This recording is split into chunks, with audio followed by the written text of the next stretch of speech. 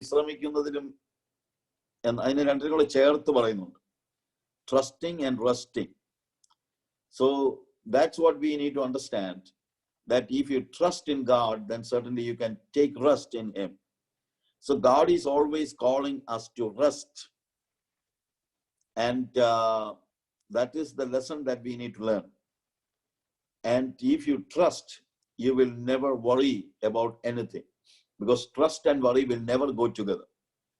നമ്മൾ ദൈവത്തിൽ ആശ്രയിക്കുന്നെങ്കിൽ നമ്മൾ ഒരിക്കലും വറി നമ്മളിൽ ഉണ്ടാകത്തില്ല. എന്നാൽ പിന്നുണ്ടാകുന്നത് റെസ്റ്റാണ്. അതിലേക്കാണ് വാസ്തവത്തിൽ കർത്താവ് നമ്മളെ വിളിക്കുന്നത്.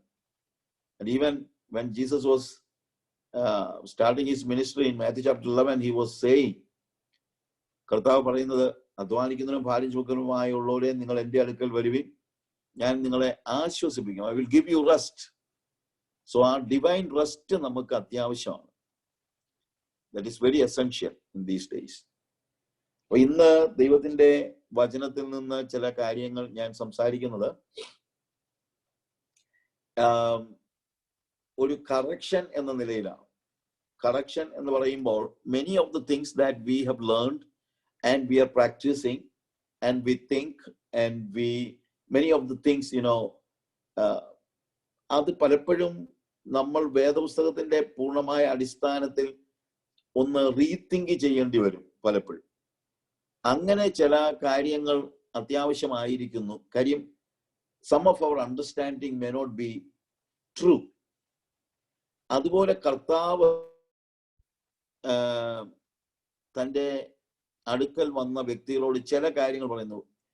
What you understand is not true. It's a same thing that happens in every time when God is, especially Jesus was speaking to Jewish people, Jewish leaders.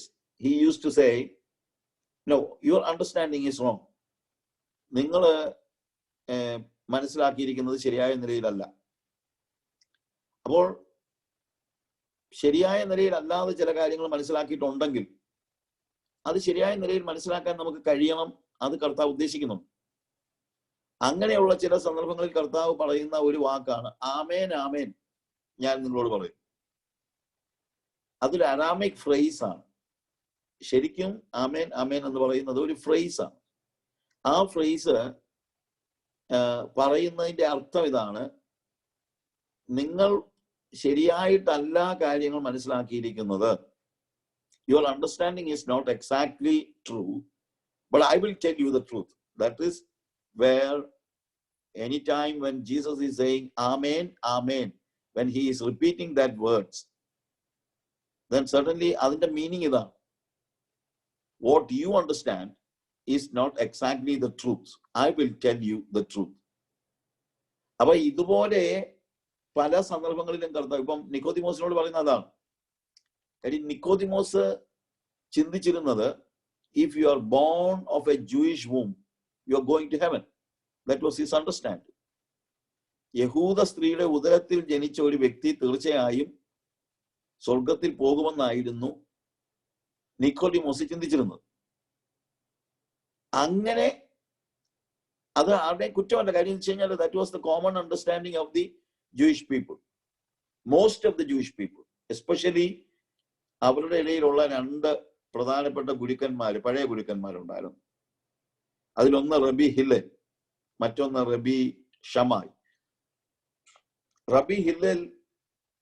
റബി ഷമായി പറഞ്ഞത് who will go to heaven എന്ന ചോദ്യത്തിന് റബി Shammai പറഞ്ഞത് all those who are born of a Jewish womb, they will go to heaven.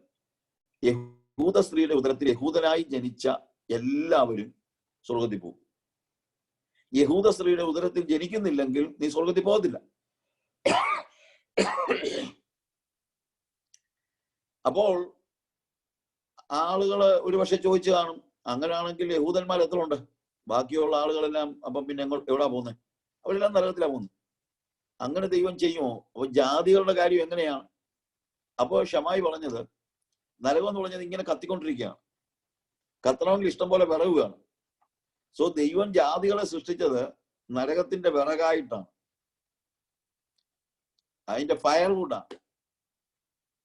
അപ്പൊ അത് വിശ്വസിച്ചിരുന്ന ആളുകളാണ് നല്ലൊരു ശതമാനം യഹൂദന്മാർ. യോഹന്നാൻ സ്നാപകന്റെ അടുത്ത് സ്നാനമേൽക്കാൻ വന്നപ്പോൾ വാട്ട് ഹി സേ, അബ്രഹാം നിങ്ങൾക്ക് പിതാവായിട്ടുണ്ട് എന്ന് നിങ്ങൾ പറയരുത്.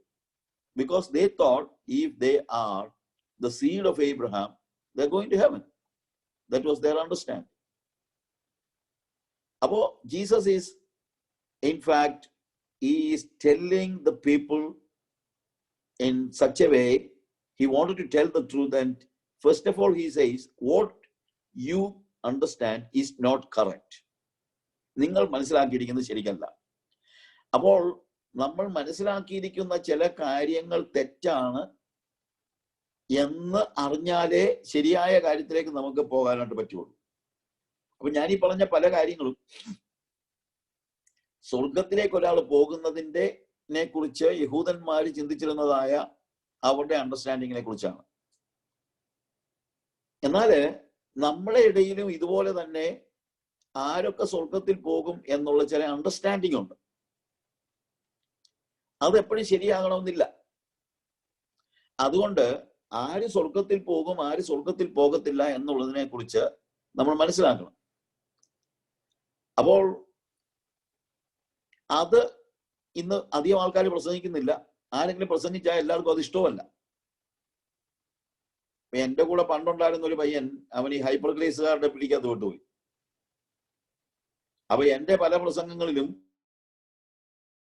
ഫേസ്ബുക്കിനകത്തൊരു നോട്ട് എഴുതി, എന്റെ പേരൊന്നും പറഞ്ഞിട്ടില്ല, എഴുതിയത് ഇങ്ങനെയാണ്: ഇപ്പോൾ ചിലർ വാ തുറന്നാൽ ഉടനെ ആരൊക്കെ സ്വർഗത്തിൽ പോകും, ആരൊക്കെ സ്വർഗത്തിൽ പോകത്തില്ലെന്ന് പറയാനാണ് അവർക്ക് താല്പര്യം. ആരൊക്കെ സ്വർഗത്തിൽ പോകും, ആരൊക്കെ സ്വർഗത്തിൽ പോകത്തില്ലെന്നുള്ളത് ഇവരെന്തിനായി പറയുന്നത്? അവരാണോ തീരുമാനിക്കുന്നത്? ദൈവം സ്നേഹവാനായ ദൈവമാണെന്നും എല്ലാവരെയും അവൻ സ്നേഹിക്കുന്നു എന്ന് ഇവർക്ക് പ്രസംഗിച്ചുകൂടെ? അപ്പൊ ഞാനിത് കണ്ടില്ല. കാര്യം ഞാൻ ഒരു ഫേസ്ബുക്കർ അല്ല. അങ്ങനെ ഫേസ്ബുക്കിലുണ്ടെന്ന് പറഞ്ഞാലും അപ്പൊ ആരോ എനിക്കിത് അയച്ചു തന്നിട്ട് പറഞ്ഞു, സഹിച്ചാ ഇതൊന്ന് നോക്കിക്കേ, ഇവൻ എഴുതിയിരിക്കുന്നത് കണ്ടോ. അപ്പൊ ഞാന് അതിന് റെസ്പോണ്ട് ചെയ്യാൻ പോയില്ല. പകരം ഞാൻ അവനൊരു പേഴ്സണൽ മെയിൽ അയച്ചു. മോനെ, ആരൊക്കെ സ്വർഗത്തിൽ പോകും, ആരൊക്കെ സ്വർഗത്തിൽ പോകത്തില്ല എന്ന് ആദ്യം പറഞ്ഞത് ഞാനല്ല. അത് ആദ്യം പറഞ്ഞത് യേശു കർത്താവാണ് എന്ന് തന്നെയല്ല, അത് വളരെ കൃത്യമായിട്ട് നമ്മൾ മനസ്സിലാക്കുകയും വേണം. കർത്താവ് ഗിരിപ്രഭാഷണം പറയുമ്പോൾ തന്നെ എല്ലാം പറയുന്നത് ആര് സ്വർഗത്തിൽ പോകും, ആര് സ്വർഗത്തിൽ പോകത്തില്ലെന്നാ. അത് മനുഷ്യര് മനസ്സിലാക്കേണ്ടത് കൊണ്ടാണ് കർത്താവ് അത് കൃത്യമായിട്ട് പറയുന്നത്. അല്ലെങ്കിലുള്ള പ്രശ്നം, പലരും അങ്ങ് തെറ്റിദ്ധരിച്ചു പോകും അവര് സ്വർഗത്തിൽ പോകുമെന്ന്. അത് ഇന്നും പറ്റുന്ന ഒരു പ്രശ്നമാണ്. Many people think if you do this, you are going to heaven. So that becomes a false understanding, and that is a deception, because only if you know what is the procedure to enter into heaven. Otherwise the thing is, നമ്മളും അങ്ങനെ അങ്ങ് ചിന്തിച്ചു പോകും. Naturally അത് സംഭവിക്കാൻ സാധ്യതയുണ്ട്. അങ്ങനെ ഒരു സന്ദർഭമാണ് ഇന്ന് എനിക്ക് സ്പെസിഫിക് ആയിട്ട് നിങ്ങളോട് പറയാൻ ഞാൻ ഉദ്ദേശിക്കുന്നത്. വാട്ട് ജീസസ് സേസ്, ആരാണ് സ്വർഗത്തിൽ പോകുന്നത്? ഞാൻ പറഞ്ഞല്ലോ, ഈ പറയുന്നത് പോലെ ഉള്ള ഒരു പ്രോബ്ലം അതിനകത്തുണ്ട്. നമ്മൾ ഗിരിപ്രഭാഷണത്തിൽ നിന്ന് തന്നെ മത്തായിയുടെ സുവിശേഷം അതിന്റെ 7-ാം അധ്യായം, 5, 6, 7 അധ്യായങ്ങളാണ് ഗിരിപ്രഭാഷണം എന്ന് നമ്മൾ പറയുന്നത്. അതിന്റെ ഈ ഗിരിപ്രഭാഷണത്തിന്റെ ഏകദേശം അന്ത്യപാദത്തിൽ വരുമ്പോൾ, ഏറ്റവും ഒടുവിലേക്ക് വരുമ്പോൾ, കർത്താവ് പല കാര്യങ്ങൾ പറയുന്നുണ്ട്. ഒന്ന്, 13 മുതലുള്ള വാക്യങ്ങൾ വായിക്കുമ്പോൾ, ഇടുക്കുവാതിലൂടെ അകത്ത് കിടപ്പീൻ, നാശത്തിലേക്ക് പോകുന്ന വാതിൽ വീതിയുള്ളതും വഴി വിശാലവും അതിൽ കൂടെ കടക്കുന്നവർ അനേകരുമാകുന്നു. ജീവങ്കിലേക്ക് പോകുന്ന വാതിൽ ഇടുക്കമുള്ളതും വഴി ഞെരുക്കവും ഉള്ളത്, അത് കണ്ടെത്തുന്നവർ ചുരുക്കമാത്രേ. അപ്പൊ ജീവനിലേക്ക് പോകുന്ന വാതില് വളരെ ഇടുക്കമുള്ളതാണ്, വഴി ഞെരുക്കമുള്ളതാണ്. അപ്പൊ അതുകൊണ്ട് എല്ലാവരും അങ്ങ് ചെല്ലും എന്ന് പറയുന്ന അങ്ങനെ ഒരു ടീച്ചിങ് ഇടയ്ക്ക് ഉണ്ടായിരുന്നു.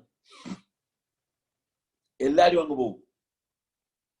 എന്നിട്ട് ഈ 2 വഴികളെ കുറിച്ച് പറഞ്ഞിട്ട് പറയുകയാണ്, കള്ളപ്രവാചകന്മാരെ സൂക്ഷിച്ചുകൊള്ളി. ഞാനത് എക്സ്പ്ലെയിൻ ചെയ്യുന്നില്ല, സമയത്തിന്റെ നമുക്ക് കുറച്ച് സമയമേ ഉള്ളല്ലോ. അപ്പോൾ കള്ളപ്രവാചകന്മാരുടെ ഒരു പ്രത്യേകത എന്നാന്ന് ചോദിച്ചു കഴിഞ്ഞാൽ കള്ളപ്രവാചകന്മാർ. ഇന്നത്തെ ഏറ്റവും വലിയ പ്രശ്നം ഇതാണ്. ഇടുക്കമുള്ള ഒരു അല്ലെങ്കിൽ ഇടുക്കമുള്ള ഒരു വാതിലും ഞെരുക്കമുള്ള ഒരു വഴിയും ഇന്ന് പ്രസംഗിക്കാൻ ആൾക്കാരില്ല. എല്ലാരും വിശാലതയാണ് പ്രസംഗിക്കുന്നത്.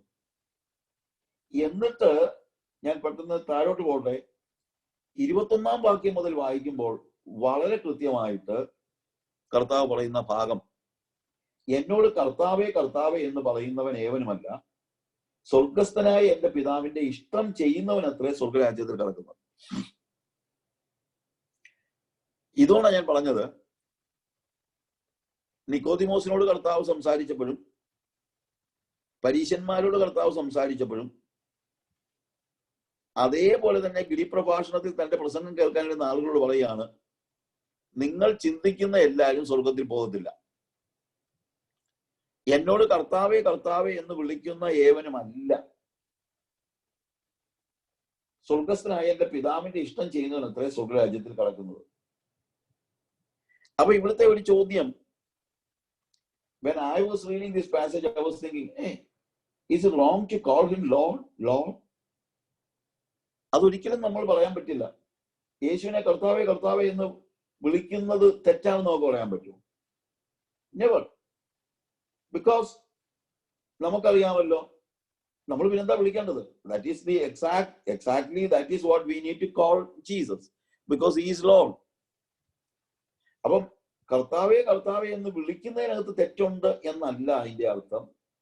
വിളിക്കുകയാണെങ്കിൽ കർത്താവ് ആരാണെന്ന് തിരിച്ചറിയണം, അത് പ്രാക്ടീസ് ചെയ്യണം. We all know the Lord is the one who rules over A person. കർത്തൃത്വം നടത്തുന്നവനാണ് കർത്താവ് എന്ന് നമ്മൾ തിരിച്ചറിയണം. അത് തിരിച്ചറിഞ്ഞിട്ട് വേണം വിളിക്കാൻ, അല്ലാതെ വിളിച്ചിട്ട് കാര്യമില്ലെന്നായി പറയുന്നത്. നമ്മുടെ ഒരു പ്രശ്നം, നമ്മൾ പലപ്പോഴും നമ്മൾ ഉപയോഗിക്കുന്ന വാക്കുകളൊന്നും പ്രധാനപ്പെട്ട നിലയിൽ അത് മനസ്സിലാക്കിയിട്ടൊന്നും അല്ല പറയുന്നത്. മനസ്സിലാക്കാതെ പലരും ചുമ്മാ വിളിക്കും, ചുമ്മാ ഓസിനങ്ങ് വിളിക്കും, അങ്ങ് വിളിച്ചു ഒരു സാധാരണ രീതിയിൽ അങ്ങ് വിളിച്ചു പോകും. പക്ഷേ കർത്താവ് വളരെ സ്പെസിഫിക് ആണ് ആ കാര്യത്തിൽ. ഇപ്പൊ ലൂക്കോസിന്റെ സുവിശേഷം 18-ാം അധ്യായത്തിൽ, Luke chapter 18 verse 18 വരുമ്പോഴത്തേക്ക് അവിടെ ഇതേപോലെ ഒരു യുവാവ്, and he is not an ordinary person, he was a ruler. Luke chapter 18 verse 18 അവിടെ നമ്മൾ കാണുന്നത് ഒരു പ്രമാണി അവനോട്, and a certain ruler asked him saying, good teacher, what shall I do to inherit eternal life? Good teacher is calling Jesus good teacher or master. Good. ഉടനെ കർത്താവ് തിരിച്ചു ചോദിക്കുക, why do you call me good? നീ എന്തുകൊണ്ടാണ് അതിന് എന്നെ നല്ലവൻ എന്ന് പറയുന്നത് എന്ത്? ദൈവം ഒരുവനല്ലാതെ നല്ലവൻ ആരുമില്ല. അപ്പം ഈ വാക്യം വെച്ചോണ്ട് മുസ്ലിങ്ങളൊക്കെ ചിലപ്പോൾ പറയും, കണ്ടോ യേശു തന്നെ പറഞ്ഞു ഞാൻ ദൈവം അല്ലെന്ന്. കാരണം യേശു പറഞ്ഞു നല്ലവൻ ഒരാളെ ഉള്ളൂ, അവൻ ദൈവമാണ്, നീ എന്തിനാ എന്നെ നല്ലവൻ എന്ന് വിളിക്കുന്നത്? പക്ഷെ ഇത് നേരെ തിരിച്ചാണ്. യേശു അവനോട് ചോദിക്കുന്നത്, നീ എന്തുകൊണ്ടാണ് എന്നെ നല്ലവൻ എന്ന് വിളിക്കുന്നത്? നിനക്കറിയാമല്ലോ, അവനൊന്നും അറിയാൻ വയ്യാത്തവനൊന്നുമല്ല. Is a ruler of the Jewish people, അല്ലെങ്കിൽ ജൂയിഷ് റിലീജിയസ് സൊസൈറ്റിയിലെ ഒരു റൂളറാണ്, അല്ലാതെ അവന് പൊളിറ്റിക്കൽ ലീഡർ അല്ല.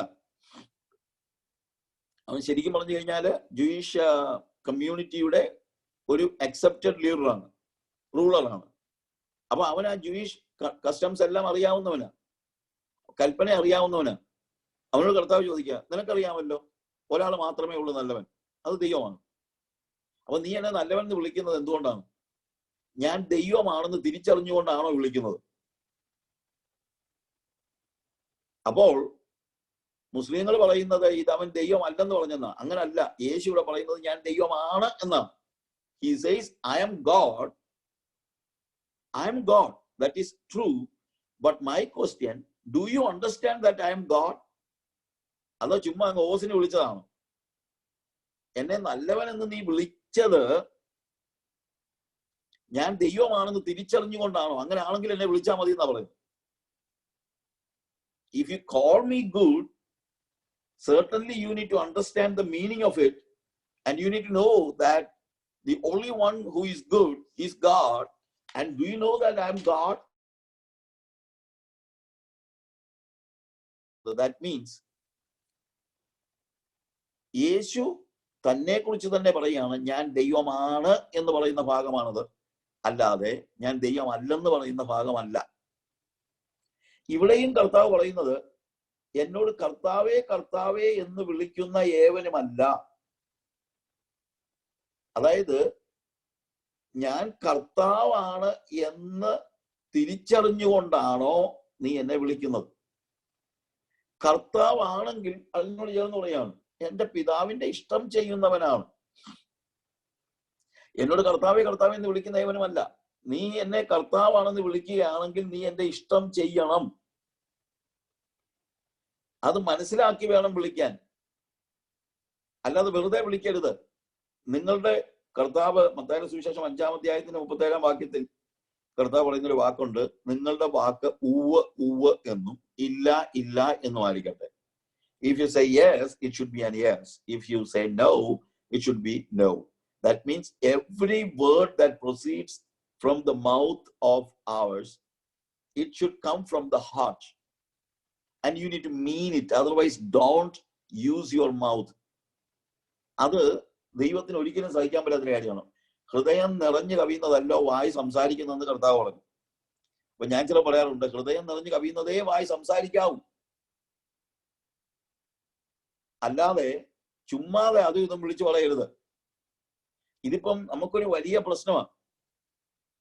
എന്നു ചോദിച്ചു കഴിഞ്ഞാല് നമ്മൾ മിക്കപ്പോഴും ഉപയോഗിക്കുന്ന വാക്കുകൾ അർത്ഥം ഉപയോഗിച്ചൊന്നുമല്ല. കർത്താവ് പറഞ്ഞു, if you say yes it should be yes, if you say no it should be no. അല്ലാതെ മനസ്സിലൊന്ന് വെച്ച് വേറൊന്ന് പറയരുത്. ഞാൻ ചില പറയാനുണ്ട്, നമ്മൾക്ക് ഉപയോഗിക്കുന്ന ഒരു വാക്കാണ്, നമ്മൾ ഈ ആളുകളെ വിളിക്കാന് വേറെ ഒന്നും വിളിക്കാനില്ലാത്ത നമ്മൾ പറയും, ബ്രദറെ ബ്രദറെ ബ്രദറെ എന്ന് വിളിക്കുകയാണെങ്കിൽ ബ്രദർ ആയിരിക്കണം, അല്ലെങ്കിൽ വിളിക്കരുത്.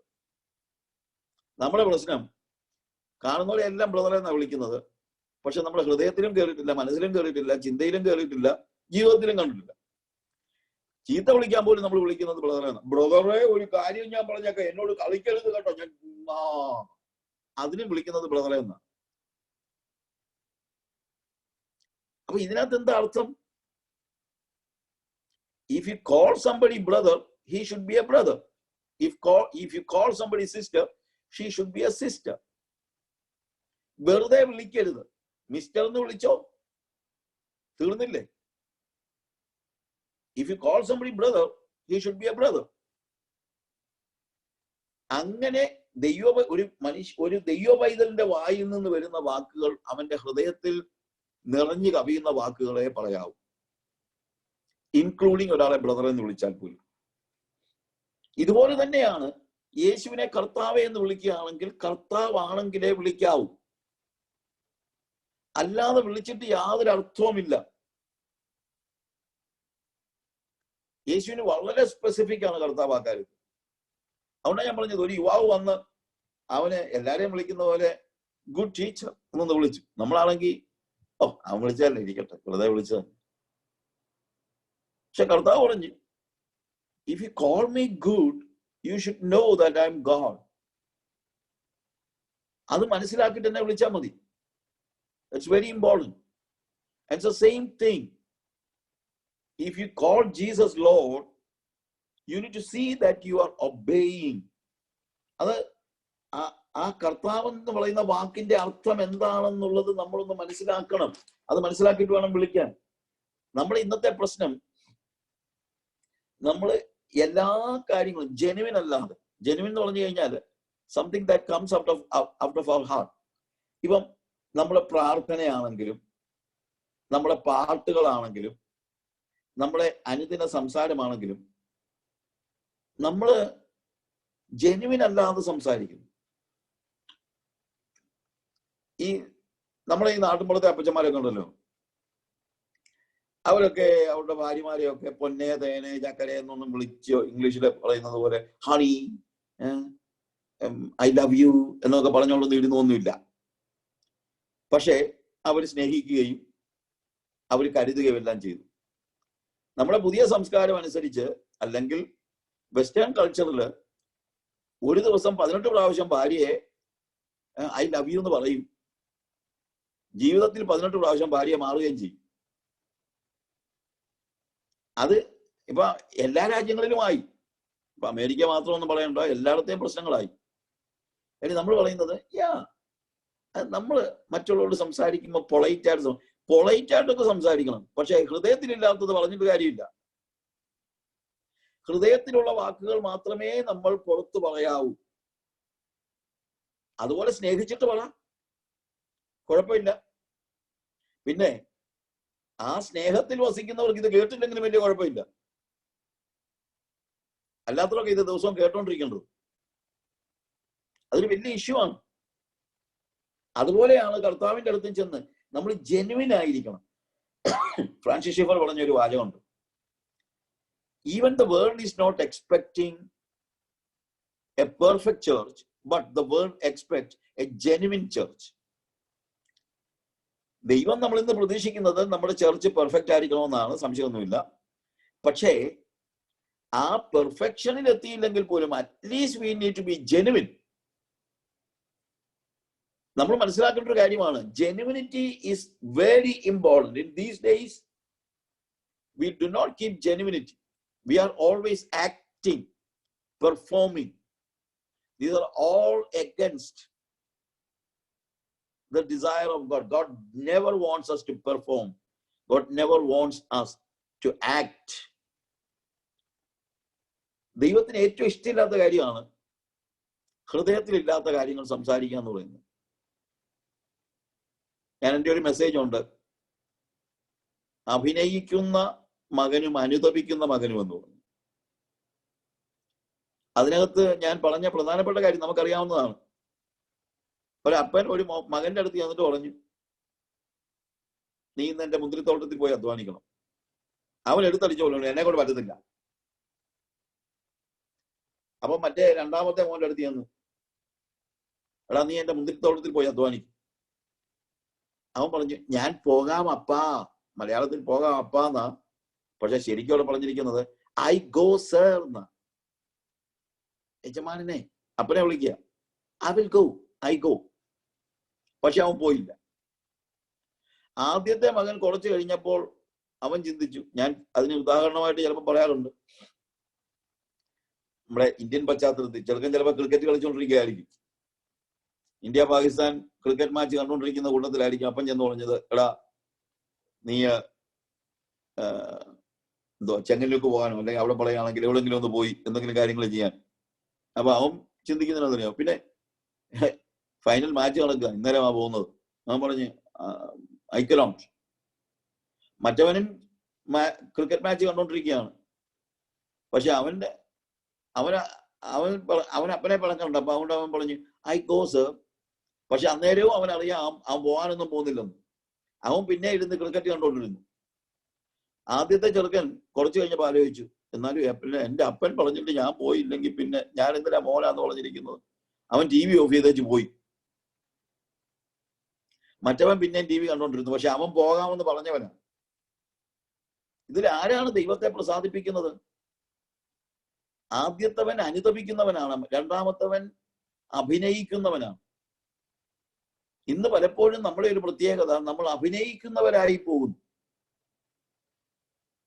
We are pretending we love God, or we are pretending that we worship God. ആ pretendence ആണ് ദൈവത്തിന് ഒട്ടും ഇഷ്ടമില്ലാത്ത കാര്യം. That is the thing that God hates most. That is a big issue. ഇന്ന് ആർക്കും ആരെയും അതുകൊണ്ടാണ് ഞാൻ പറഞ്ഞത്, നമ്മളെ ഈ ആധുനിക സംസ്കാരത്തിന്റെ തന്നെ ഒരു പ്രശ്നമാണ്. The modern culture. അവർ പറയുന്നത് വഴക്കുണ്ടാക്കരുത്, നീ സൗമ്യമായിട്ട് പൊളൈറ്റായിട്ട് സംസാരിക്കണം. ഹൃദയത്തിലൊന്നും ഇല്ലെങ്കിലും എന്താണ്, അല്ലെങ്കിൽ ഹൃദയത്തിലുള്ളത് പറയരുതെന്ന്. നമ്മുടെ പഴയ ആളുകളൊക്കെ ഉണ്ടല്ലോ, അവര് ഹൃദയത്തിലുള്ളത് വെട്ടിത്തുറന്ന് അങ്ങനെയുള്ളവരാ സ്വർഗത്തിൽ പോകുന്ന കർത്താവ് പറഞ്ഞത്. നിങ്ങൾ തിരിഞ്ഞ് ശിശുക്കളെ പോലെ ആയി വരുന്നില്ലെങ്കിൽ. ഓസ്വാൾഡ് ചേംബേഴ്സിന്റെ ക്രിസ്ത്യൻ ഡിസിപ്ലിൻസ് എന്നൊരു ബുക്കുണ്ട്, ഞാൻ ഒത്തിരി ഇഷ്ടപ്പെടുന്ന ഓത്തറാണ്. അപ്പൊ അതിനകത്ത് ഈ ക്രിസ്ത്യൻ ഡിസിപ്ലിൻസിനെ കുറിച്ച് അദ്ദേഹം പറഞ്ഞതിനകത്ത് പല ഡിസിപ്ലിൻസ് എനിക്ക് ഭയങ്കര തമാശ തോന്നിയിട്ടുണ്ട്. എന്നു ചോദിച്ചു കഴിഞ്ഞാല് നമ്മൾ സാധാരണ പറയുന്ന ഡിസിപ്ലിൻസ് അല്ല. നമ്മൾ പറയുമ്പോഴത്തേക്ക് പ്രയർ, ഫാസ്റ്റിംഗ്, ഇതൊക്കെയാണല്ലോ ക്രിസ്ത്യൻ ഡിസിപ്ലിൻ. അതൊക്കെ അദ്ദേഹം പറയുന്നുണ്ട്. We need to pray, we need to fast. പക്ഷെ അതിന്റെ കൂട്ടത്തിൽ അദ്ദേഹം പറയുന്ന ഒരു ഡിസിപ്ലിൻ എന്നറിയാമോ? The discipline of a child heart. ഒരു ശിശു ഹൃദയത്തിന്റെ discipline. We need to keep our selves, or our heart should be a child's heart. That is a discipline. പക്ഷെ അതൊരു ഭയങ്കര ഡിസിപ്ലിനാണ്. A child never hide anything in their heart. What they say you can believe. നമ്മൾ കൊണ്ട് പറയുമല്ലോ, അച്ചായൻ ഇവിടെയും ഇല്ല, പത്തായത്തിലും ഇല്ലെന്ന് പറയുന്നു. പത്തായത്തിലും ഇപ്പൊ ഉണ്ട് എന്ന് വെച്ച് കഴിഞ്ഞാല്, അല്ലെങ്കിൽ അച്ചായൻ പറഞ്ഞിട്ടുണ്ട് ഞാനിവിടെ ഇല്ലെന്ന് പറഞ്ഞേക്കാൻ. ഈ കൊച്ചിന് കള്ളത്തരം അറിയത്തില്ല. അപ്പൊ കള്ളത്തരം അറിയാൻ വയ്യാത്ത ഒരു ജീവിതം, അല്ലെങ്കിൽ കള്ളത്തരം കാണിക്കാൻ അറിയാൻ വയ്യാത്ത ജീവിതം. ചിലപ്പം നമ്മള് അവരുടെ ഇടപെടലൊക്കെ കണ്ട് ചിലപ്പോൾ ഒഫൻഡഡ് ആയിരിക്കും. പക്ഷെ വേറൊരു കാര്യമുണ്ട്, ആ വേദപുസ്തകത്തിലെ ഒരു വലിയ തത്വം, ഹൃദയശുദ്ധി ഉള്ളവർ ഭാഗ്യവാന്മാർ, അവർ ദൈവത്തെ കാണും. നമ്മുടെ പഴയ അമ്മച്ചിമാരും അപ്പച്ചന്മാരും പലരും, ഞങ്ങളൊക്കെ ഞങ്ങളുടെ അമ്മച്ചിയുടെ കാര്യം, ഞങ്ങളെ ജോയിച്ചിന്റെ ഒക്കെ അമ്മച്ചിയുടെ കാര്യം എപ്പോഴും പറയും, ഹൃദയത്തിൽ ഒന്നും സൂക്ഷിച്ചു വെക്കാൻ അറിയത്തില്ല, എല്ലാം വിളിച്ചു പറയും. ചിലപ്പോൾ ആളുകൾക്ക് ഇഷ്ടപ്പെടുവോ ഒന്നും അറിയത്തില്ല. പക്ഷെ അതാണ് ഒരു ഭയങ്കര ഡിസിപ്ലിനാ. നമ്മളൊക്കെ എന്ത് കഷ്ടപ്പെട്ടാൽ പോലും അത് ഉണ്ടാക്കാൻ പറ്റിയല്ല. അതൊക്കെ ഞങ്ങളുടെ അമ്മച്ചിക്ക് അത് നോർമൽ ആയിരുന്നു. അത് ഡിസിപ്ലിൻ പ്രാക്ടീസ് ചെയ്യേണ്ടിയൊന്നും വന്നിട്ടില്ല. Because she was pure in her heart. അപ്പോൾ ആ ഡിസിപ്ലിൻ ആണ് കർത്താവ് പറയുന്നത്. കർത്താവ് പറയുന്നത്, if you say a word with your mouth, it should be from your heart. Otherwise, don't speak it. ഹൃദയത്തിൽ നിറഞ്ഞ് കവിയുന്നത് മാത്രം സംസാരിച്ചാൽ മതി.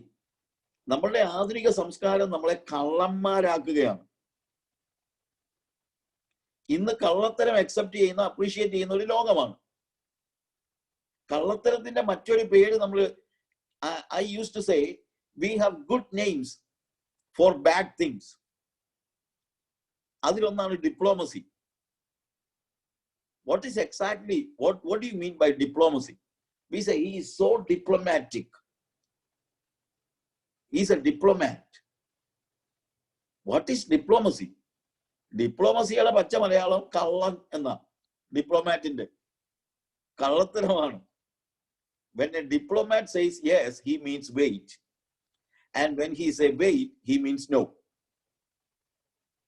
ഒരു ഡിപ്ലോമാറ്റ് യെസ് എന്ന് പറഞ്ഞാൽ അതിന്റെ അർത്ഥം വെയിറ്റ്. അവൻ ഒരിക്കലും വെയിറ്റ് എന്ന് പറയത്തില്ല, yes. And if he says wait, that means he means no. That is diplomacy. ഒരിക്കലും ഹൃദയത്തിലുള്ളത് പറയാത്തതാണ് ഡിപ്ലോമസി എന്ന് പറയുന്നത്. And diplomacy is not a Christian virtue. നമ്മുടെ ചിന്ത നമ്മൾ ഡിപ്ലോമാറ്റിക് ആയിരിക്കണമെന്ന്. No. We need to practice innocence. That is why God is asking you to become a child heart, the discipline of a child heart. So if you call somebody brother, he should be a brother. If you call Jesus Lord, he should be Lord. If you sing a song, it should be from your heart. നമ്മുടെ ഇന്നത്തെ പ്രശ്നം, we are not genuine before God, we are not genuine before people. We need genuine prayers, we need genuine singing. ഈ പ്രേയേഴ്സിന്റെ പ്രാർത്ഥനയുടെ കാര്യം കർത്താവ് പഠിപ്പിക്കുമ്പോഴും കർത്താവ് പറഞ്ഞൊരു കാര്യമുണ്ട്. നിങ്ങൾ പ്രാർത്ഥിക്കുമ്പോൾ ജാതികളെ പോലെ ജൽപ്പനം ചെയ്യരുത്. Do not heap up empty words എന്നാണ് അവിടെ പറഞ്ഞിരിക്കുന്നത്. What do you mean by heaping up empty words? What is empty word? When you speak from your mouth, if that is not in your mind and your heart, that is empty. It comes only through your mouth.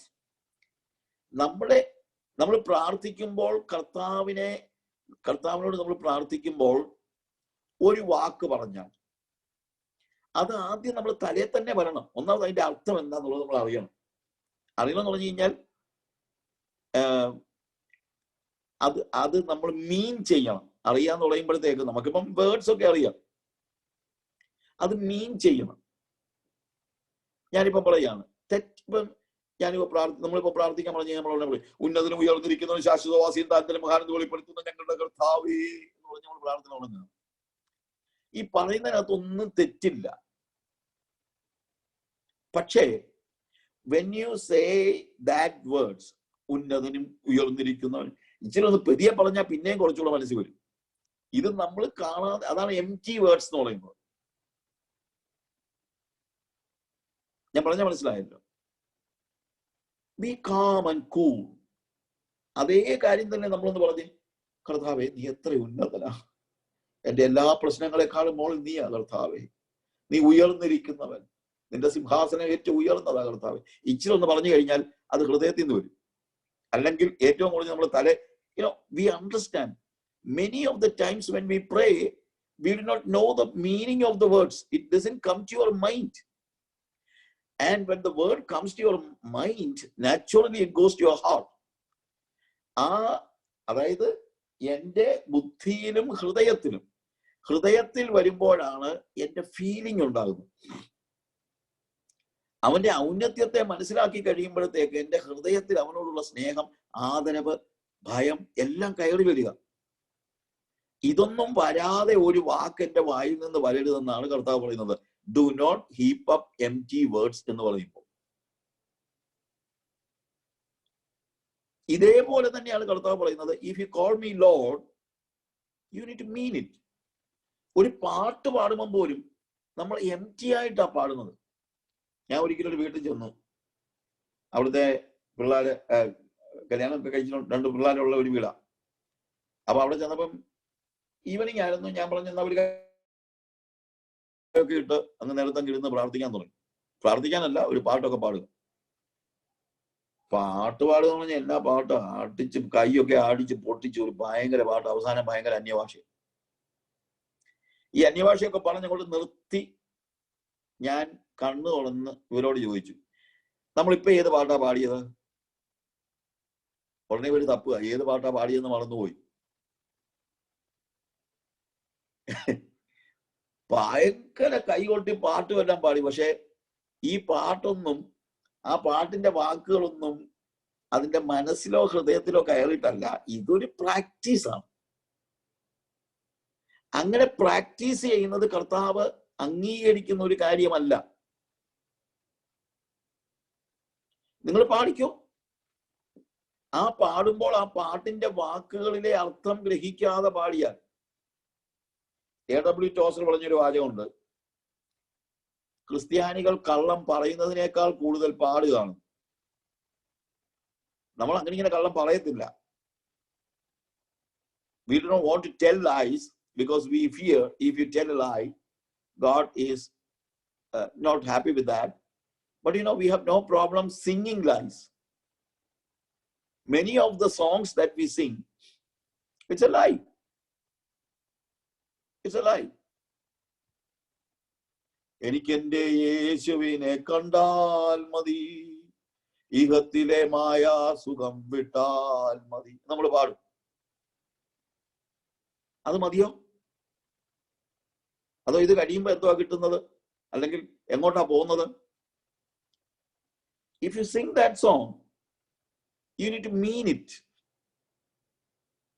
അല്ലെങ്കിൽ പാടിക്കഴിഞ്ഞാൽ അത് തെറ്റാണ്. We need to keep genuinity in our prayer, in our singing, in our worship. Every word that proceeds from our mouth should come from our heart. We need to feel it. We need to know that. We need to understand the meaning. അതാണ് genuinity. ആ ജെനുവിനായിട്ടുള്ള, അല്ലെങ്കിൽ ഇവിടുത്തെ പ്രശ്നം ഇതാണ്, they call Jesus Lord,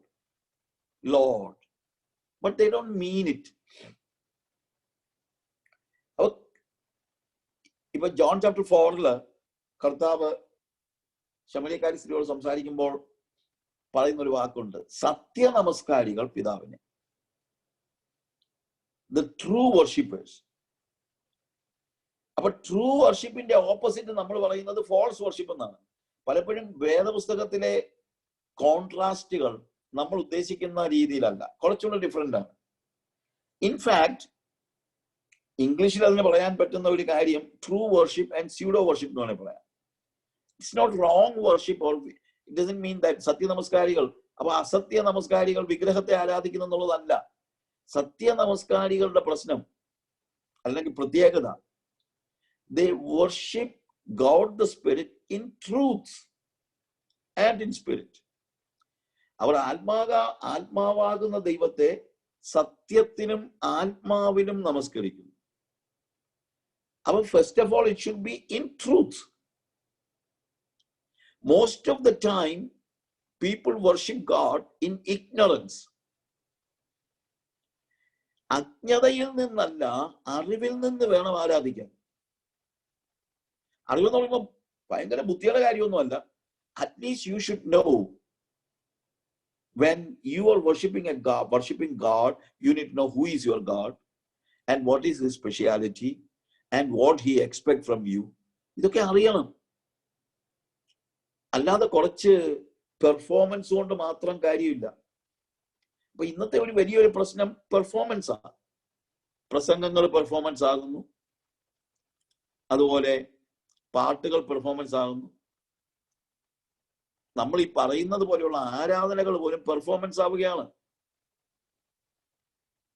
അതിന് നമുക്കിപ്പം പണ്ടത്തെ പോലെ ഒന്നുമല്ല. പണ്ടൊക്കെ കൈകൊട്ട് നമ്മൾ പാട്ട് പാടി ഈ ആളുകൾക്ക്, ഒന്നാമത്തെ കാര്യം പണ്ടൊക്കെ നമ്മൾ sorry, I used to say in earlier days in our churches when we say let us sing a song, എല്ലാരും കൂടെ അല്ലേ പാട്ട് പാടുന്നു. അതിനകത്ത് ചിലർക്ക് പെർഫോം ചെയ്യാനുള്ള പ്രത്യേക അവസരമില്ലല്ലോ. അപ്പൊ നമ്മുടെ ഒരു പ്രശ്നം, നമുക്ക് ഈ മറ്റുള്ളവരെ what do you say അനുകരിക്കാനുള്ള വലിയൊരു ടെൻഡൻസി നമുക്കുണ്ട്. ഇപ്പൊ പണ്ട് നമ്മുടെ സഭകളിലൊക്കെ പാട്ട് പാടുക എന്ന് പറഞ്ഞാൽ എല്ലാവരും കൂടെ ഒരുമിച്ച് പാട്ട് പാടുമായിരുന്നു. അപ്പൊ നമ്മള് ആലോചിച്ചപ്പോൾ നമ്മൾ പറഞ്ഞു, കത്തോലിക്കർക്ക് ഒരു കൊയറുണ്ട്, CSIക്കാർക്ക് കൊയറുണ്ട്, മർത്തോമാക്കാർക്ക് കൊയറുണ്ട്, നമുക്ക് മാത്രം കൊയറില്ല. അങ്ങനെ നമ്മൾ കൊയർ കണ്ടുപിടിച്ചു. കൊയറിനകത്ത് ഞാൻ തെറ്റൊന്നും പറയുന്നില്ല. പക്ഷെ കൊയർ വന്നതോടുകൂടെ ഉണ്ടായ പ്രശ്നം എന്നറിയാമോ? കൊയർ പാടും, നമ്മൾ നോക്കിയിരിക്കും. ഞാൻ പറഞ്ഞതിന്റെ വ്യത്യാസം മനസ്സിലാക്കണം. പണ്ടങ്ങനല്ല, പാട്ട് പാടാന്ന് പറഞ്ഞാൽ എല്ലാവരും ഒരുമിച്ച് പാടും. ഇപ്പൊ അങ്ങനല്ല. ഇപ്പൊ കൊയർ പാടും, നമ്മൾ നോക്കിയിരിക്കും.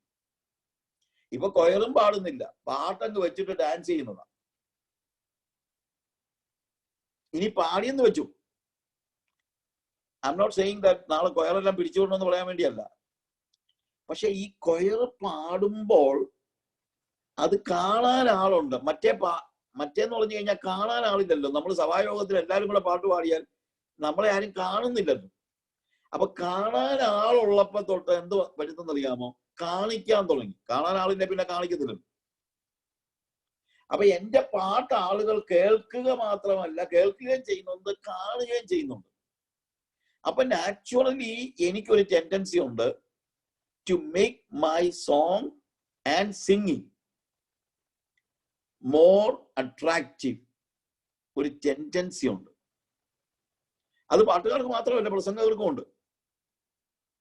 അപ്പൊ പ്രസംഗവും പെർഫോമൻസ് ആയി, പാട്ടും പെർഫോമൻസ് ആയി. കാര്യം ഓഡിയൻസ് ഉണ്ട്. You see the difference. ഇന്ന് പ്രസംഗകരും അട്രാക്റ്റീവ് ആക്കാൻ നോക്കുകയാണ് പ്രസംഗങ്ങൾ. When I preach, I want to see that I'm appreciated by the people, and so it is the tendency of many of the preachers to make it more attractive. And it is the same with singing. Attractive ആക്കാൻ നോക്കുമ്പോഴത്തേക്ക് performance ഉണ്ടാകും, നാച്ചുറലാ. അതുകൊണ്ടാണ് ഞാൻ പറഞ്ഞത്, പണ്ട് കാലത്ത് നമ്മുടെ സഭകളിലൊക്കെ എല്ലാരും കൂടെ പാടിയപ്പം ആരും കാണാനില്ലായിരുന്നല്ലോ, അതുകൊണ്ട് പിന്നെ ആരും കാണിക്കാനും ഇല്ല. കാണാൻ ആളുണ്ടെ കാണിക്കാനും പോകും. So what happens nowadays when we sing a song, we try to perform. അതാണ് ഇന്നത്തെ ഒരു പ്രശ്നം. അതിന് പിന്നെ ആത്മീയമായിട്ട് തന്നെ നമ്മൾ കാണിക്കാൻ തുടങ്ങും. ഞാന് ഇപ്പൊ 13 വർഷമായി ആഫ്രിക്കയിൽ പോയിട്ട്. അപ്പൊ ഞാന് ആദ്യം മൊസാംബിക്കിൽ പോയി, പിന്നെ 1 വർഷം കഴിഞ്ഞപ്പോൾ തൊട്ട് ഞാൻ ടാൻസാനിയയിൽ താമസിക്കാൻ തുടങ്ങി. അപ്പൊ ജെസ്സി അവിടെ വരും. അപ്പൊ ഞങ്ങൾ ഇവിടെ പോയിക്കൊണ്ടിരുന്ന ഒരു ചർച്ചില് ഈ ആഫ്രിക്കൻസ് അല്ലേ, അവരുടെ പാട്ടൊക്കെ എന്ന് പറഞ്ഞു കഴിഞ്ഞാൽ എന്തോരം നല്ല പാട്ടുകളാണ്. അപ്പോൾ 10,000 മെമ്പേഴ്സുള്ള ഒരു ചർച്ചിലാണ് ഞാൻ പോയിക്കൊണ്ടിരുന്നത്. ഞാൻ 2 വർഷത്തോളം അവിടെ ബൈബിൾ പഠിപ്പിച്ചു. അപ്പൊ അവിടെ നല്ലൊരു കൊയറുണ്ട്. അപ്പൊ ഈ കൊയർ ഇവര് പാട്ട് പാടുന്ന സമയത്ത് ആദ്യം അവർ they are very good in singing beautifully, they are playing instruments very beautifully, and you know young പിള്ളേരാ ഇതെല്ലാം പാട്ട് പാടുന്നത്. പെൺപിള്ളേരൊക്കെ ആണെങ്കിൽ മുന്നേ വന്ന് നിന്നിട്ട് പാട്ടുകളൊക്കെ പാടുമ്പോഴത്തേക്ക് കൈകളെ ഇങ്ങനെ ഉയർത്തി കുറച്ച് കഴിയുമ്പോഴത്തേക്ക് ഇവര് മുട്ടുമടക്കി ഇരിക്കും. ഇരുന്ന് കുറച്ച് കഴിയുമ്പോഴത്തേക്ക് കവിണ്ണങ്ങ് വീഴും, കരയാൻ തുടങ്ങും, കണ്ണീര് വരും.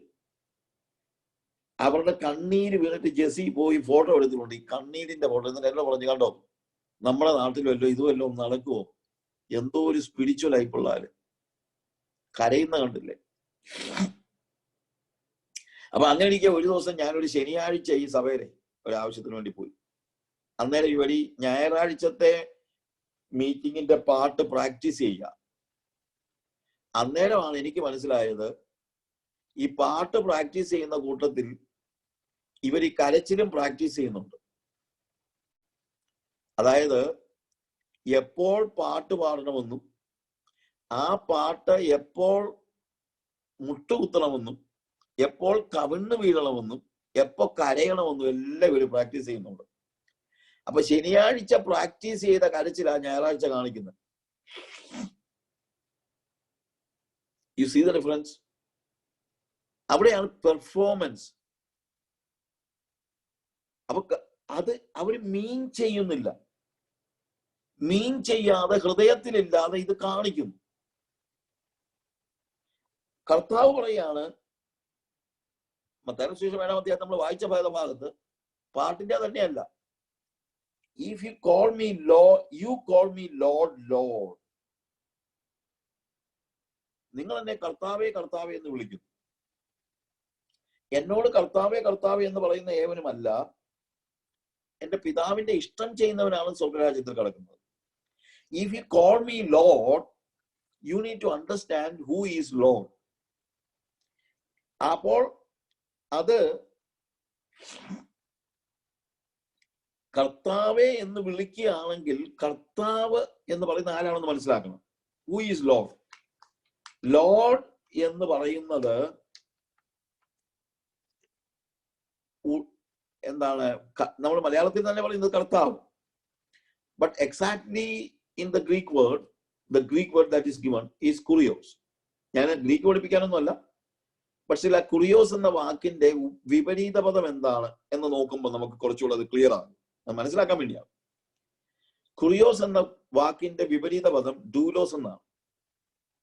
ഡൂലോസ് എന്ന് പറഞ്ഞു കഴിഞ്ഞാൽ അടിമ എന്നാണ്, അല്ലാതെ സെർവന്റ് എന്നല്ല. It is slave. അപ്പോൾ അടിമയുടെ വിപരീത പദം എന്താണ്? അതാണ് കുറിയോസ്. അതെന്താണ്? ഉടമ. അടിമയും സെർവന്റും തമ്മിൽ വ്യത്യാസമുണ്ട്. Servant and slave. സെർവന്റിന്റെ പ്രത്യേകത, ജോലി തന്ന എംപ്ലോയിയെ ഇഷ്ടപ്പെട്ടില്ലെങ്കിൽ അവന് വേറെ ഒരു യജമാനന്റെ കീഴിൽ ജോലിക്ക് പോവാം. അവന് ചോയ്സ് ഉണ്ട്. പക്ഷെ അടിമയ്ക്ക് ചോയ്സ് ഇല്ല. അടിമയാണെങ്കിൽ അവൻ ആകെപ്പാടെ ചെയ്യാൻ കഴിയുന്ന ഏക കാര്യമേ ഉള്ളൂ, അവന്റെ ഉടമ പറയുന്ന എന്താണോ അതനുസരിച്ച് ജീവിക്കുക, അതനുസരിച്ച് പ്രവർത്തിക്കുക, ഉടമയുടെ ഇഷ്ടം എന്താണോ അത് നിർവഹിക്കുക. അവന് ഒരു ചോയ്സും ഇല്ല. അതാണ് ശരിക്കും കർത്താവ് എന്ന് പറയുമ്പോൾ നമ്മൾ മനസ്സിലാക്കേണ്ടത്. We are slaves and he is the master, and the only thing we can do is to obey the master in everything. We cannot change the master. നമുക്ക് ഉടമയെ മാറ്റാൻ പറ്റത്തില്ല. ഞാനൊരു സെർവന്റ് ആണെങ്കിൽ എനിക്ക് എൻ്റെ മുതലാളിയെ മാറ്റാം. പക്ഷെ അടിമയ്ക്ക് അത് പറ്റില്ല. അടിമയ്ക്ക് ചോയ്സ് ഇല്ല. അതുപോലെ അനുസരിച്ചേ പറ്റുള്ളൂ. അപ്പൊ യേശു കർത്താവ് പറയുന്ന കാര്യം ഇതാണ്: if you call me Lord, do what I will. എന്റെ ഇഷ്ടം എന്താണോ അത് ചെയ്യുക. ഇവിടെ ഒരു വലിയൊരു പ്രോബ്ലം ഉണ്ട്. റിലീജിയനിൽ എന്താ കാണുന്നതെന്ന് ചോദിച്ചു കഴിഞ്ഞാല്, what do we see in religion? an adherent of, അല്ലെങ്കിൽ ഒരു അവൻ അമ്പലത്തിൽ പോകുന്നത് അല്ലെങ്കിൽ പള്ളിയിൽ പോകുന്നത് എന്തിനാണ്? അവന് ചില ഇഷ്ടങ്ങളുണ്ട്, അത് ദൈവം ചെയ്തു കൊടുക്കണം. അതിനാണ് അവൻ പള്ളിയിൽ പോകുന്നത് അല്ലെങ്കിൽ അമ്പലത്തിൽ പോകുന്നത്. That is religion. നിർഭാഗ്യവശാൽ ഇന്ന്, including Pentecostal religion, I call it, നമ്മൾ പള്ളിയിൽ പോകുന്നതും പാട്ട് പാടുന്നതൊക്കെ എന്തിനാണെന്നറിയാമോ?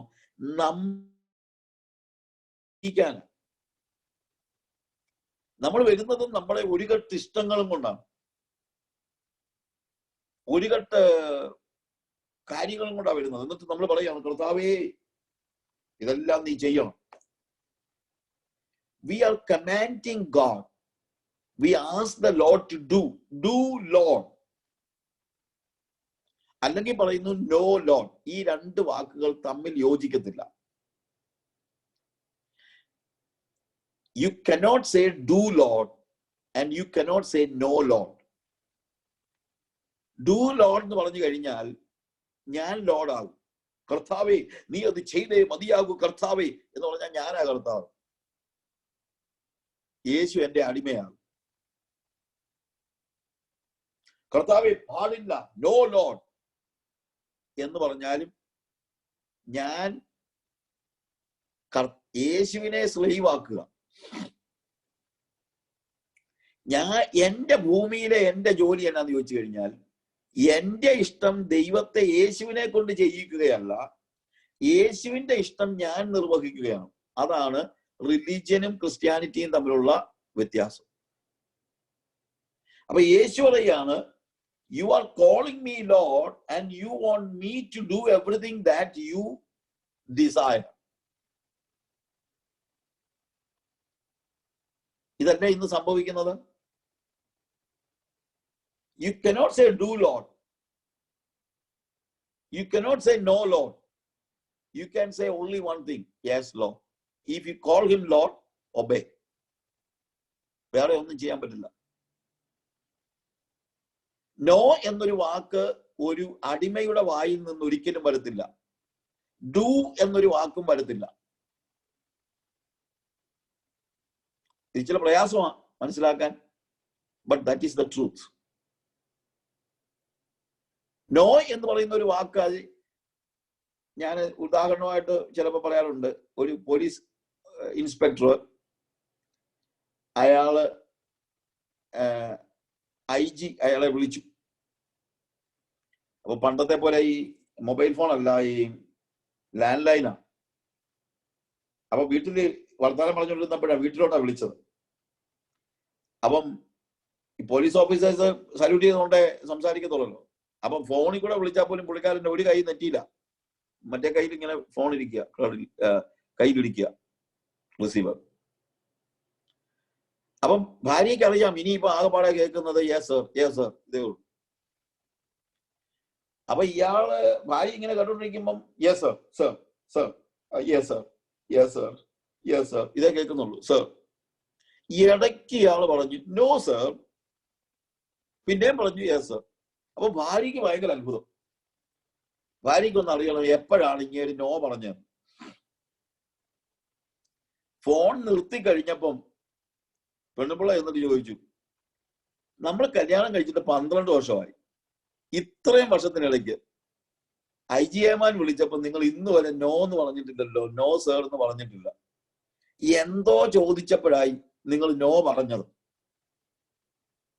ഉടനെ ഇൻസ്പെക്ടർ പറഞ്ഞു, എടി അങ്ങേര് ചോദിക്കുക എപ്പോഴും യെസ് സർ എന്ന് പറയാൻ തനിക്ക് നാണോ ഇല്ലയോളൂ എന്ന്. അപ്പൊ ഞാൻ പറഞ്ഞു നോ സർ എന്ന്. നമുക്ക് ആകെപ്പാട് നോ സർ എന്ന് പറയാൻ, എപ്പോഴും യെസ് സർ എന്ന് പറയാൻ നാണോ ഇല്ലയോളൂ. അന്നേരം ഞാൻ പറഞ്ഞു നോ സർ എന്ന് പറഞ്ഞു.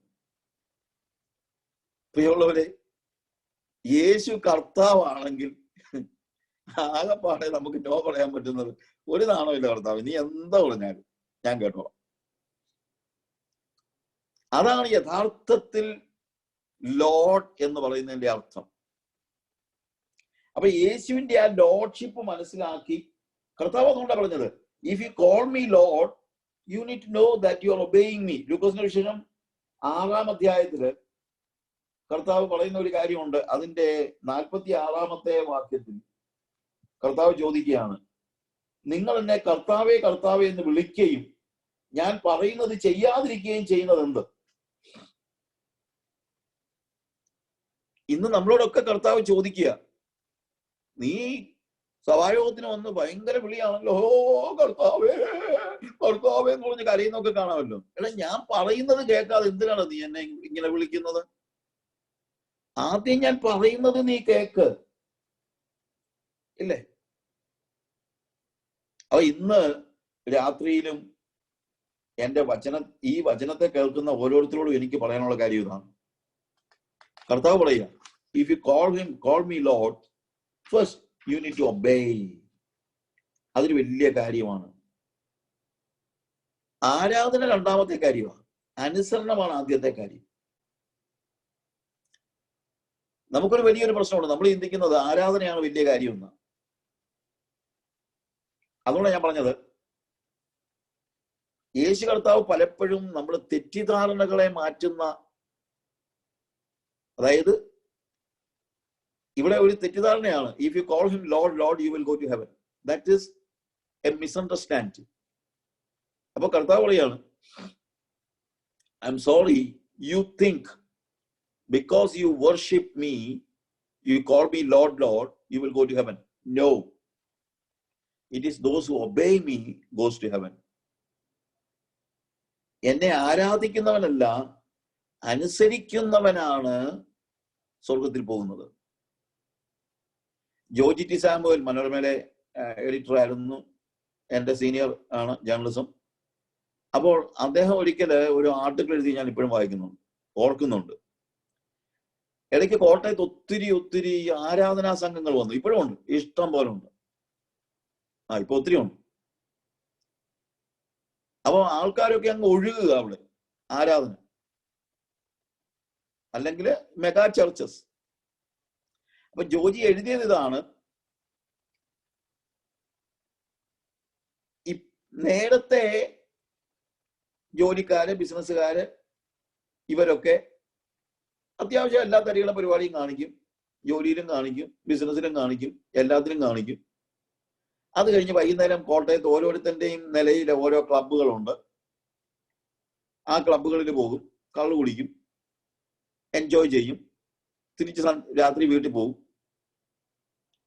അപ്പോൾ ജോലിയൊക്കെ കഴിഞ്ഞ് ക്ലബിലൊക്കെ കയറി ഇച്ചിരി പൂശിയിട്ട് അവിടെ ചിലപ്പോൾ അമ്മി കളിച്ചിരിക്കും. അതൊക്കെ കഴിഞ്ഞിട്ട് വൈകിട്ട് വീട്ടിൽ പോകും.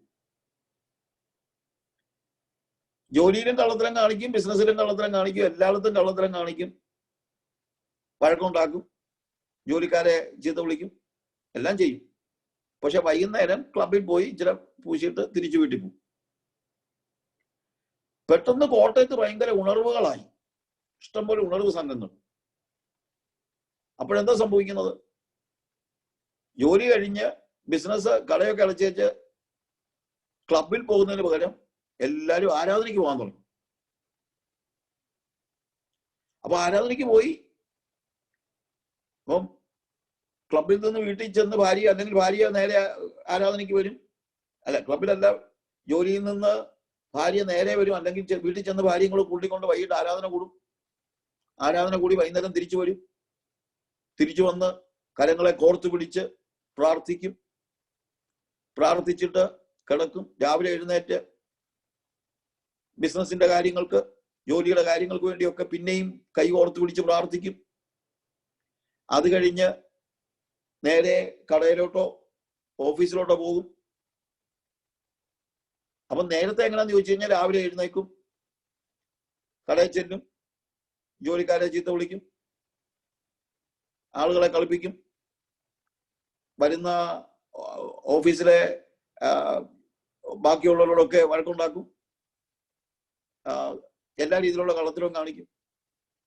വൈകുന്നേരം ക്ലബിൽ പോകും. ഇപ്പൊ അങ്ങനെയല്ല, വൈകുന്നേരം ആരാധനയ്ക്ക് പോകും. പക്ഷെ ഇപ്പോഴും തിരിച്ചു വന്നു കഴിഞ്ഞാല് ഇതേപോലെ തന്നെ രാവിലെ കൈകോർത്ത് പിടിച്ച് പ്രാർത്ഥിച്ചിട്ടാ പോരുന്നതെങ്കിലും ജീവിതത്തിന് യാതൊരു വ്യത്യാസം ഉണ്ടായിട്ടില്ല. ഇപ്പോഴും ജോലിക്കാരെ ചീത്ത വിളിക്കും, കള്ളത്തരം കാണിക്കും, വഴക്കുണ്ടാക്കും, വൈകുന്നേരം ആരാധനയ്ക്ക് പോകും. ആകെ ഉണ്ടായ വ്യത്യാസം ക്ലബിൽ പോകുന്നതിന് പകരം ഇപ്പൊ ആരാധനയ്ക്ക് പോകുന്നു, അത്രേ ഉള്ളൂ. കള്ളുകൂടി നിന്നിട്ടുണ്ട്, കള്ളുകൂടി മാറി എന്നൊക്കെ പറയാം.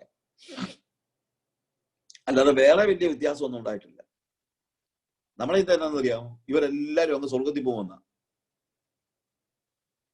അതിനവർ പറയുന്നത് കള്ളുകൂടി മാറിയെന്ന. അല്ല, കള്ളു കുടിക്കാത്ത എത്രയോ മുസ്ലിങ്ങളും നായന്മാരും എല്ലാം ഉണ്ട്. അതല്ല ഇവിടുത്തെ വിഷയം. ഇവിടുത്തെ ചോദ്യം ഇതാണ്: നിങ്ങൾ എന്നെ കർത്താവേ കർത്താവേ എന്ന് വിളിക്കുകയും ഞാൻ പറയുന്നത് ചെയ്യാതിരിക്കുകയും ചെയ്യുന്നതെന്ത്? കർത്താവ് നോക്കുന്നത് ഒരു അല്ലാതെ ഒരു ആരാധനയല്ല. ആരാധനയിൽ ഒരു എക്സ്റ്റസി അല്ല. ഈ എക്സ്റ്റസി ഭയങ്കര ഡിസപ്ഷനാണ്. കൈയൊക്കെ ഇങ്ങനെ വീശി, നേരത്തെ കൈയൊക്കെ അടിച്ചായിരുന്നു നമ്മൾ ആരാധന, ഇപ്പൊ കൈയൊക്കെ വീശിയ, അത്രയും വ്യത്യാസമേ ഉള്ളൂ. ട്രഡീഷണൽ ചർച്ചസിലെ കൈ കൊട്ടിപ്പാടുന്നു, മെഗാ ചർച്ചസിലെ കൈ വീശിപ്പാടുന്നു, ഇത്രയും വ്യത്യാസമേ ഉള്ളൂ. രണ്ടുപേരും എക്സ്റ്റസിയിലാണ്. ആ കൈ വീശുമ്പോഴുള്ള ഒരു വലിയൊരു നിർവൃതിയുണ്ട്. ആ നിർവൃതി വലിയ അപകടകാരിയാണ്. എന്നറിയാമോ?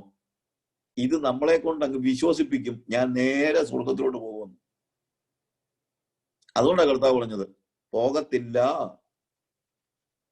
എന്നോട് കർത്താവേ കർത്താവേ എന്ന് പറയുന്ന ആരുമല്ല, എന്റെ പിതാവിന്റെ ഇഷ്ടം ചെയ്യുന്നവനാണ്. If you call me lord, what I am looking is obedience. ആരാധിക്കുന്നവനല്ല, അനുസരിക്കുന്നവനാണ് സ്വർഗത്തിൽ പോകുന്നത്. ഇതാണ് കർത്താവോട് പഠിപ്പിക്കുന്നത്. അനുസരണത്തിന് പകരം ആരാധന എന്നുള്ള ഒരു കൺസെപ്റ്റ് കൊണ്ടുവന്നതാണ് ഏറ്റവും അപകടം ഉണ്ടായത്. മെഗാ ചർച്ചസിനെല്ലാം പറ്റിയിരിക്കുന്ന പ്രോബ്ലം അതാ. അവരുടെ എല്ലാം ചിന്ത ആഴ്ചയിൽ 1 മണിക്കൂർ ആരാധിച്ചാൽ 167 മണിക്കൂർ നിനക്ക് നിന്റെ ലോകത്തിലേക്ക് കയറാം. 1 മണിക്കൂർ വന്ന് ആരാധിച്ചാൽ മതി. കർത്താവ് പറയുന്നത് നിങ്ങൾ എന്നെ കർത്താവേ കർത്താവേ എന്ന് വിളിക്കുകയും ഞാൻ പറയുന്നത് ചെയ്യാതിരിക്കുകയും ചെയ്യുന്നത് എന്ത്? നിനക്ക് എന്ത് വ്യത്യാസം വന്നു? അതിന് മുകളിൽ പറയുന്ന കാര്യങ്ങളൊക്കെ ഒന്ന് വായിച്ചാല് നമുക്ക് കുറച്ചുകൂടെ ക്ലാരിറ്റി നമുക്ക് കിട്ടും. 43 മുതലുള്ള ആകാത്ത ഫലം കായ്ക്കുന്ന വൃക്ഷമില്ല, നല്ല ഫലം കായ്ക്കുന്ന ആകാത്ത വൃക്ഷവുമില്ല. ആകാത്ത ഫലം കായ്ക്കുന്ന നല്ല വൃക്ഷമില്ല, നല്ല ഫലം കായ്ക്കുന്ന ആകാത്ത വൃക്ഷവുമില്ല. അതായത് യേശു കർത്താവിന്റെ അടുത്തൊരാൾ വന്നു കഴിഞ്ഞാൽ ആദ്യം ഉണ്ടാകുന്നത് ട്രാൻസ്ഫർമേഷൻ ആണ്.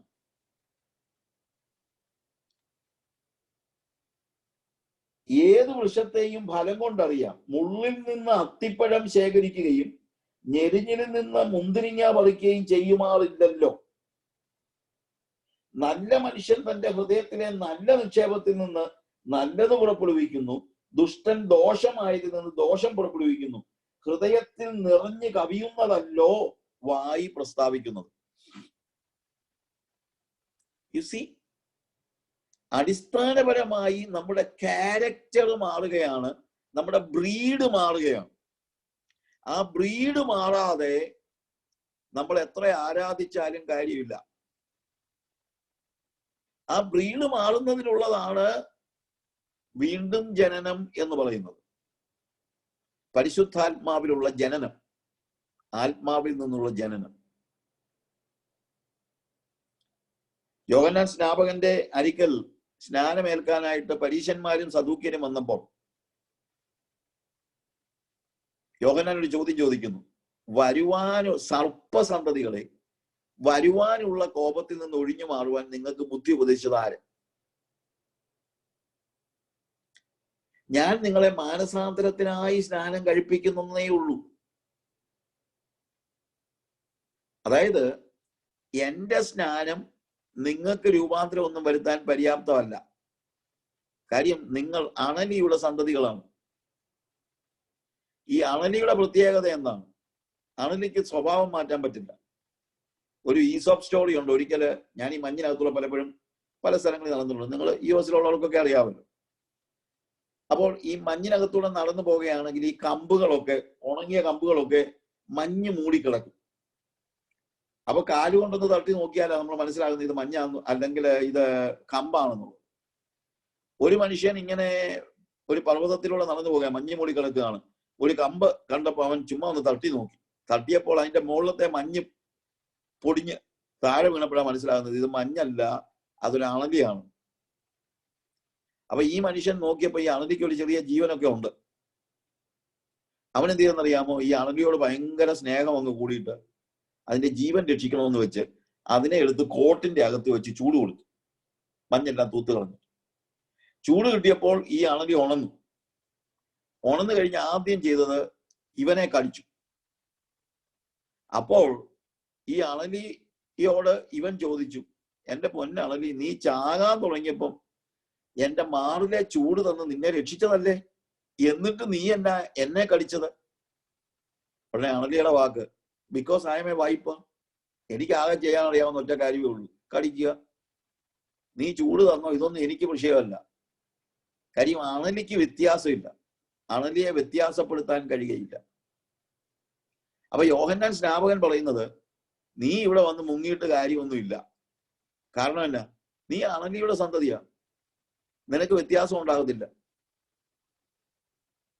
എന്നിട്ട് പറയാണ്, എന്നാൽ എന്റെ പിന്നാലെ ഒരുവൻ വരുന്നുണ്ട്, അവൻ നിങ്ങൾക്ക് പരിശുദ്ധാത്മാവിലും അഗ്നിയിലും സ്നാനം തരും. ഞാനത് ഒത്തിരി വിശദമാക്കുന്നില്ലെങ്കിലും എന്താണ് യോഹന്നാൻ പറയുന്നതെന്ന് അറിയാമോ? എന്റെ സ്നാനം വെള്ളത്തിൽ നിങ്ങളെ മുക്കുന്നെന്നുള്ളതേ ഉള്ളൂ. മാനസാന്തരപ്പെടാൻ തീരുമാനം എടുക്കുന്നവന് അതിനേക്ക് അവൻ നിങ്ങൾ മാനസാന്തരത്തിന് യോഗ്യമായ ഫലം കായ്ക്കും. അപ്പൊ അത് നിങ്ങളെ ചുമതലയാ, മാനസാന്തരത്തിന് യോഗ്യമായ ഫലം കായ്ക്കാൻ. അതിനൊന്നും നിങ്ങളെ കൊണ്ട് പറ്റുകയില്ല. കാര്യം നിങ്ങൾ ബേസിക്കലി വൈപ്പറാ, അണലിയ. എന്നാൽ എന്റെ പിന്നാലെ വരുന്നവൻ അവൻ പരിശുദ്ധാത്മാവ് കൊണ്ടും അഗ്നി കൊണ്ടും, ആദ്യത്തത പരിശുദ്ധാത്മാവ് കൊണ്ട് നിങ്ങൾക്ക് സ്നാനം തരും. എന്താ അതിന്റെ അർത്ഥം? അണലിക്ക് വെള്ളത്തിലുള്ള സ്നാനം പോരാ, പരിശുദ്ധാത്മാവിലുള്ള സ്നാനം വേണം. നമ്മൾ പറയുന്ന അന്യഭാഷ പറയുന്ന കാര്യത്തെ കുറിച്ചല്ല ഇവിടെ പറയുന്നത്. You need to be born of the Spirit. Only then you can change your character. യോഹന്നാൻ പറയുന്നത്, എന്റെ പിന്നാലെ വരുന്നവൻ നിങ്ങൾക്ക് പരിശുദ്ധാത്മാവിൽ സ്നാനം തരും. അണലിയെപ്പോലും മാറ്റാൻ ശക്തിയുള്ളതാണ് പരിശുദ്ധാത്മാവ്. ട്രാൻസ്ഫോർമേഷൻ വരണമെങ്കിൽ you need to be born again and born of the Spirit. ആത്മാവിൽ ജനിക്കുന്ന ഒരുത്തനാണ് രൂപാന്തരം ഉണ്ടാകുന്നത്. ആ രൂപാന്തരമുള്ളവനാണ് അനുസരിക്കാനുള്ള ശക്തി കിട്ടുന്നത്. അപ്പൊ കർത്താവ് പറയാണ്, എന്നോട് കർത്താവേ കർത്താവേ എന്ന് വിളിക്കുന്ന ഏവനുമല്ല, എന്റെ പിതാവിന്റെ ഇഷ്ടം ചെയ്യുന്നവനാണ് സ്വർഗരാജ്യത്തിൽ കടക്കുന്നത്. ആരാധിക്കുന്നവനല്ല, അനുസരിക്കുന്നവനാണ് സ്വർഗത്തിൽ കിടക്കുന്നത്. അപ്പൊ ഞാൻ പറഞ്ഞല്ലോ, തെറ്റിദ്ധാരണ മാറ്റുന്ന കാര്യത്തെ കുറിച്ച് എന്റെ വാക്കുകളെ അവസാനിപ്പിക്കുന്നതിന് മുമ്പ് പറഞ്ഞു നിർത്താൻ ആഗ്രഹിക്കുന്ന കാര്യം ഇതാണ്. തെറ്റിദ്ധാരണ നമുക്ക് ഒത്തിരി ഉണ്ട്. എന്താണെന്നറിയാമോ? ആരാധിച്ചാൽ അങ്ങ് സ്വർഗത്തിൽ പോകുന്നു, കർത്താവേ കർത്താവേ എന്ന് വിളിച്ചാൽ സ്വർഗത്തിൽ പോകുന്നു. കർത്താവ് പറയാ, ഇല്ല, എന്ത് വേണം? അനുസരിക്കണം, പിതാവിന്റെ ഇഷ്ടം ചെയ്യണം. If you call me Lord, നിങ്ങൾ എന്നെ കർത്താവേ കർത്താവേ എന്ന് വിളിക്കുകയും ഞാൻ പറയുന്നത് ചെയ്യാതിരിക്കുകയും ചെയ്താൽ എന്താ കാര്യം? അതുകൊണ്ട് ഇനിയത്തെ എംഫസിസ് എന്ന് പറയുന്നത് അനുസരണത്തിനാണ്. അനുസരണം. ഞാൻ എൻ്റെ വാക്കുകളെ അവസാനിപ്പിക്കട്ടെ. പ്രിയമുള്ളവരെ, ദൈവസന്നിധിയിൽ അനുസരിക്കുന്നവൻ ആരാധിച്ചാൽ കുഴപ്പമില്ല. പക്ഷെ ആരാധന കൊണ്ട് മാത്രം നമ്മൾ പാട്ടൊക്കെ പാടുന്നു, ആരാധിക്കുമ്പോൾ സൗഖ്യം, ആരാധിക്കുമ്പോൾ വിടുതൽ, ഇതൊക്കെ നമ്മൾ പറയുന്നത്. എടാ, അനുസരിക്കുമ്പോഴാ വിടുതൽ. അനുസരിക്കാൻ നമ്മൾ തയ്യാറാകണം. അപ്പോഴാണ് കർത്താവെ എന്ന് വിളിക്കുന്നതിന്റെ യഥാർത്ഥത്തിലുള്ള അർത്ഥം നമുക്ക് ഗ്രഹിക്കാനും. അതുകൊണ്ട് അവനെ കർത്താവാക്കിയിട്ട് വേണം കർത്താവെ എന്ന് വിളിക്കാൻ. ദൈവമായ കർത്താവ് നിങ്ങളെ സഹായിക്കുമാറാകട്ടെ. അനുസരണത്തിന്റെ ഒരു ജീവിതം ജീവിക്കുവാൻ ദൈവം നിങ്ങളെ ശക്തീകരിക്കട്ടെ. ആമേൻ.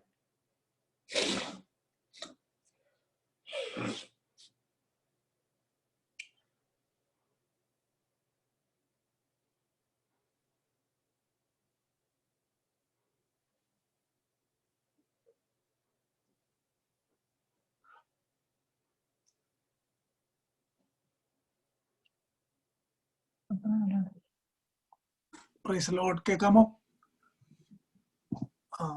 സായി സാറിനുള്ള ഞങ്ങൾ നന്ദി അറിയിക്കുന്നു. ദൈവവചനം